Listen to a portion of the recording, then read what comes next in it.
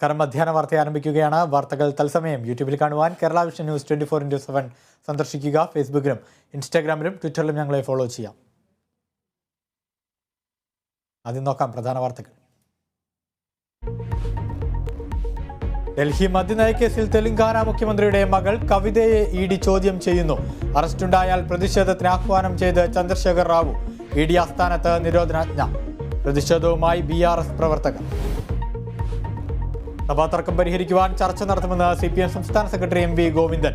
നടപടികൾ സ്വീകരിക്കുന്നത് സുപ്രീം കോടതി വിധിയുടെ അടിസ്ഥാനത്തിൽ. സർക്കാർ ആരെയും ശത്രുവോ മിത്രമോ ആക്കുന്നില്ലെന്നും MV ഗോവിന്ദൻ.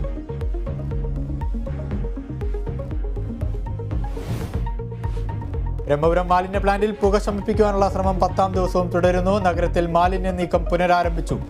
സംസ്ഥാനം കണ്ട ഏറ്റവും വലിയ അഴിമതിയെന്ന് രമേശ് ചെന്നിത്തല. മുഖ്യമന്ത്രി നാടുവിട്ടോ എന്നും ചോദ്യം.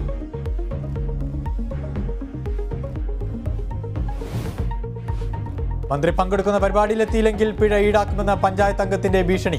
തിരുവനന്തപുരം ആനാട് കുടുംബശ്രീ പ്രവർത്തകർക്ക് വേങ്കള വാർഡ് മെമ്പർ അയച്ച ഓഡിയോ സന്ദേശം പുറത്ത്. 12ാം തീയതി നമ്മുടെ പഴകുട്ടി പാലത്തിന്റെ ഉദ്ഘാടനമാണ്. പൊതുമരാമത്ത് വകുപ്പ് മന്ത്രി മുഹമ്മദ് റിയാസ് ഉദ്ഘാടനം ചെയ്യുന്നു.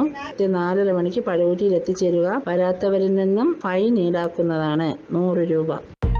ഭീഷണി. നാളെ മന്ത്രി മുഹമ്മദ് റിയാസ് പങ്കെടുക്കുന്ന പരിപാടിയിലെത്താൻ.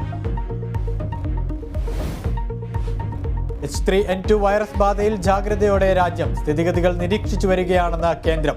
സംസ്ഥാനത്തും ആരോഗ്യവകുപ്പിന്റെ ജാഗ്രത.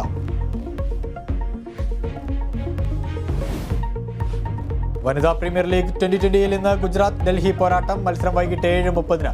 ലീഗിൽ ബാംഗ്ലൂരുവിന് തുടർച്ചയായ 4ാം തോൽവി. UP വാരിയേഴ്സ് 10 വിക്കറ്റിന് തോൽപ്പിച്ചു.